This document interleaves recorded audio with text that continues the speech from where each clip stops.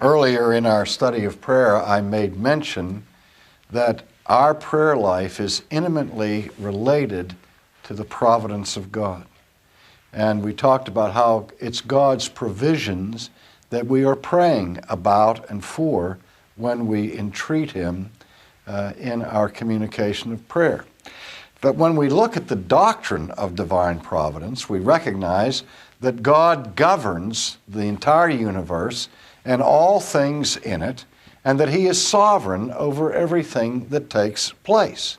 And as soon as we begin to wrestle with the sovereignty of God over His creation and really examine the fine points of the doctrine of providence, one of the first questions we encounter is, well, if God is sovereign, and if He ordains everything that comes to pass in some sense, what use is there in praying? Why should we pray at all? I get that question all the time. And of course, the simple answer, the easy answer, which doesn't satisfy too many people, is that God not only ordains the ends of the universe and of human history, but He also ordains the means to those ends. And just like He sovereignly has a plan of salvation that He is unfolding in history, part of the way in which He works out His plan of redemption is through the preaching of the Word. It's God who brings the increase to the preaching of the Word, but He uses that means for His end. And so therefore we have a responsibility in light of divine sovereignty and in light of His providence to be engaged in preaching. Well, the same thing can be said for prayer. God works in and through the prayers of His people. And so it's not that the New Testament says, well, God is sovereign, so you can just go back and put up your heels and take a nap and don't be engaged in preaching or in praying or in any activity. On the contrary, it's because God is sovereign that we get so excited about the whole role of prayer, because in His sovereignty, He has so designed His plan of salvation as to work through the prayers of His people. And that's why the Bible again and again encourages us, not only encourages us, but commands us to be actively involved in prayer. Well, then the question comes, well, do you mean then, R.C., that prayer changes God's mind? I get that question a lot. Let's look at that. Does prayer change God's mind? And I said, well, if we ask the question in that manner, obviously, to ask that question is to answer it.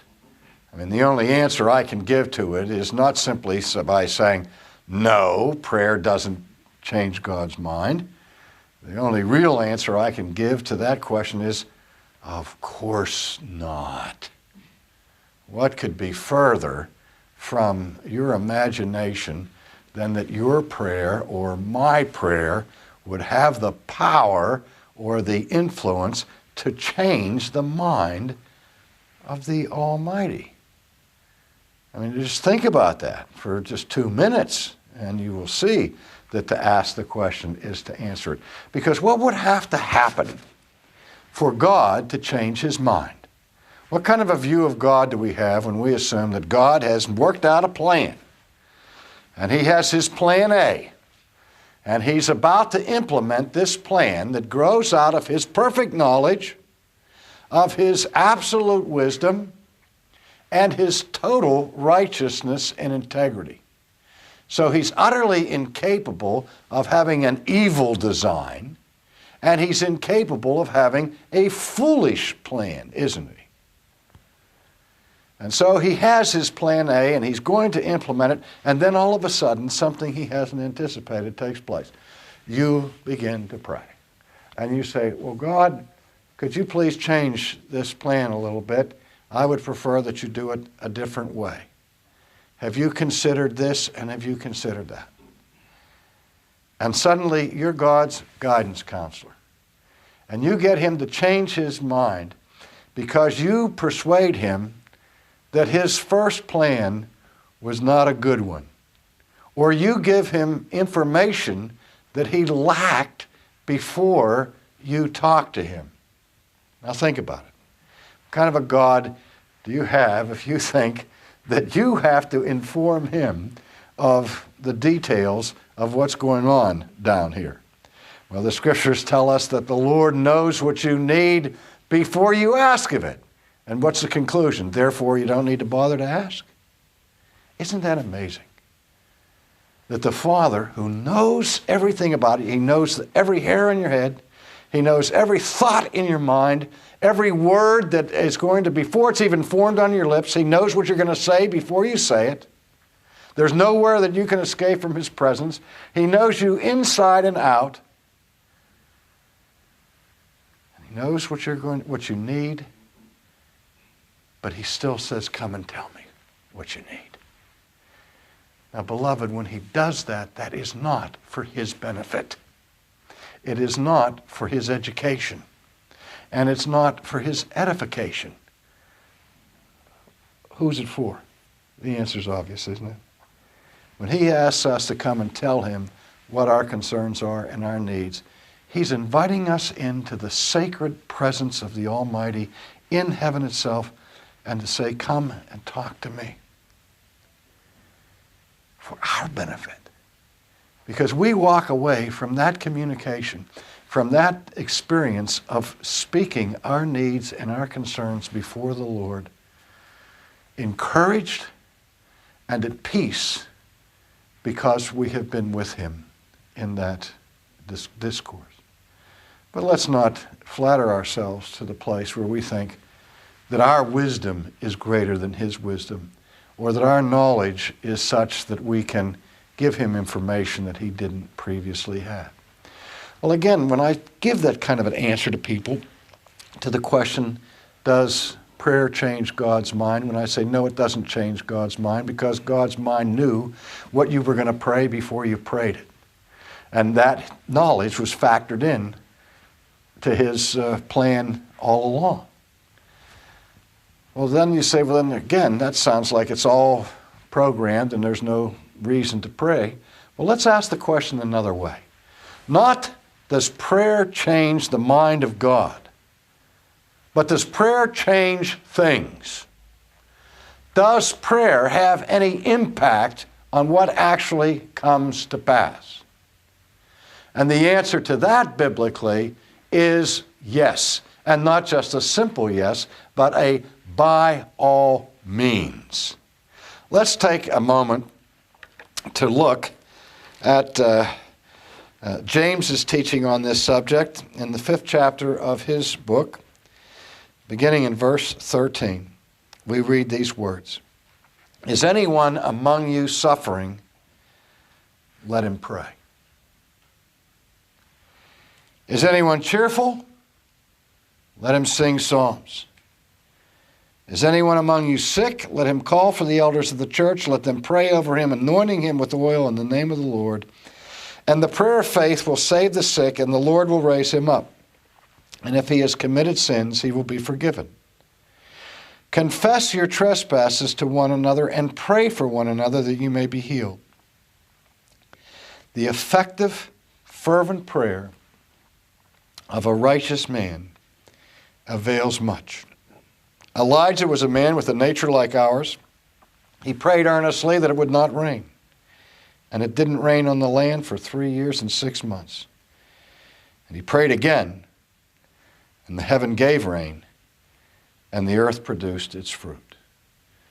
Now, first of all, you have to understand something about the kind of literature that I just read from this book. James, the book of James, is called the only book that fits the genre or the literary category of wisdom literature in the Old Testament. It's very Hebrew in its orientation. You don't get long, abstract, developed arguments in James. Rather, you get, for the most part, aphorisms, short, pithy statements that incorporate truths that are given without all the detailed qualifications that you might find in the didactic literature, for example, in the style of the Apostle Paul. So you have to be careful when you read this, because some read it and says, well, wait a minute. He says the prayer of faith will save the sick, the Lord will raise them up. as if this were an absolute promise to every inquiry. Well, we know in the New Testament that there were the prayers of the saints to which God said no. For example, by inference, we'll take a look at what happened when Peter was thrown into prison. And the disciples gathered together to pray fervently for Peter's rescue. Do you remember that event? And as they were praying, there's a knock at the door. And somebody goes to the door and opens the door and sees Peter standing there. And what happens? Closes the door in his face. Said, Peter's ghost is out there. I mean, God answers the prayer, and when the answer to prayer is right before their eyes, they still don't believe it. But there's where we see how the early church prayed for the release of Peter, and God answered that. But the same narrative tells us about the martyrdom of James. Are we to believe that the church, that the early leaders of the church didn't pray for James? We're told about, in Paul's epistles, of those who had been sick and had not been healed. Even Paul talked about how he had prayed several times for relief from the thorn of the flesh, whatever that was. And God's response to the apostle was what? My grace is sufficient for you. You see, sometimes God says no, even when we are sick. But at the same time, what James is encouraging is he's saying, hey, we understand that's a given that God doesn't always say yes, but don't miss out on the opportunity. Pray for the sick, pray for those who suffer, because God does answer those prayers.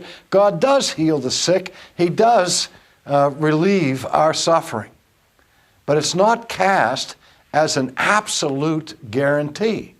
If that were the case, I mean, keep in mind that every Christian who lived in this world before, let's say, just to be on the safe side, 1880 has died. Because Christians die. Not just unbelievers, but Christians die. And when Christians get sick, there are always Christians that pray for Christians that get sick. And at some point, the Christians die. And that was true of every apostle in the New Testament. There is no absolute guarantee that Christians are going to escape suffering, pain, and disease, and so on. We know that.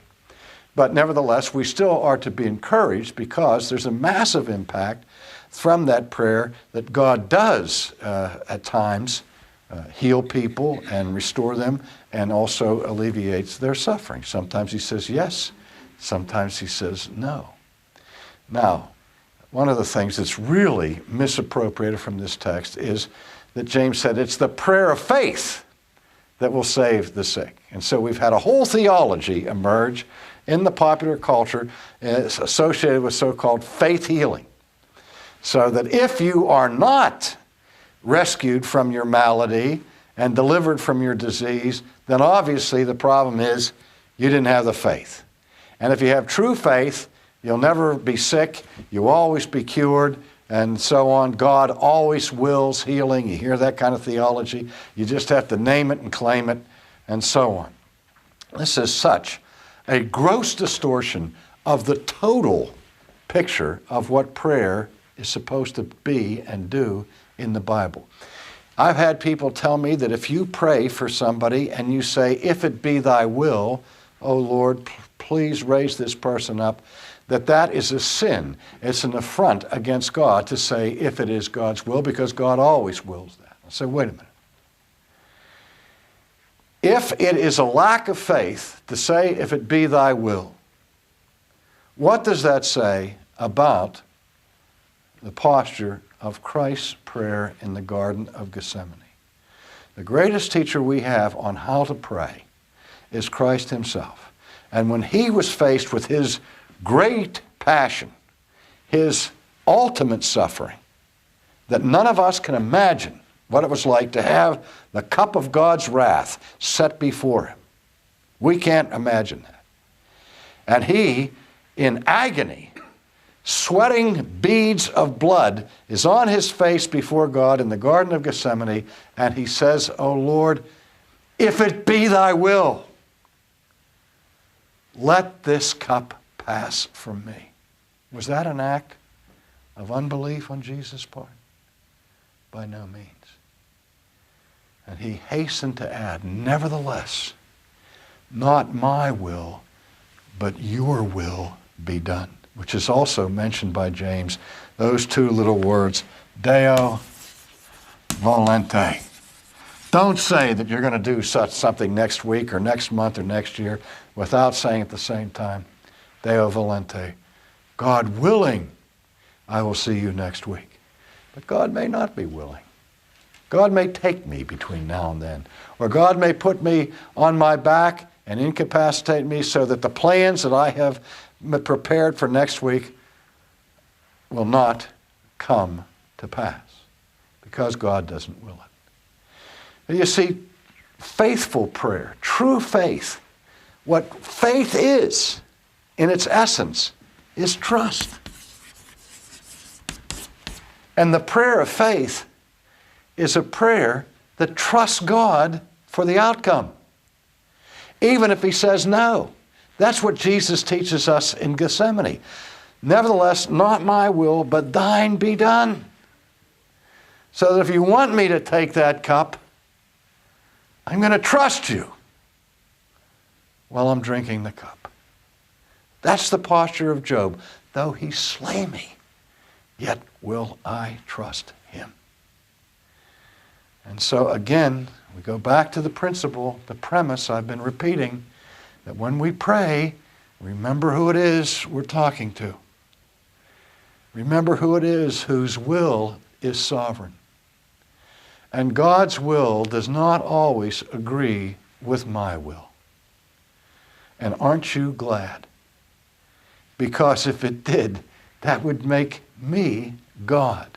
And I guarantee you, I would be an extremely poor substitute for the one who already holds that position. All right. So saying, "If it be thy will," is not an act of unbelief. It is an act of trust, trusting in God and in his will. Nevertheless, having said all of that, again, James will not allow us to retreat into fatalism, where we just say, "Que sera, sera," what will be, and I don't have to be engaged in serious prayers.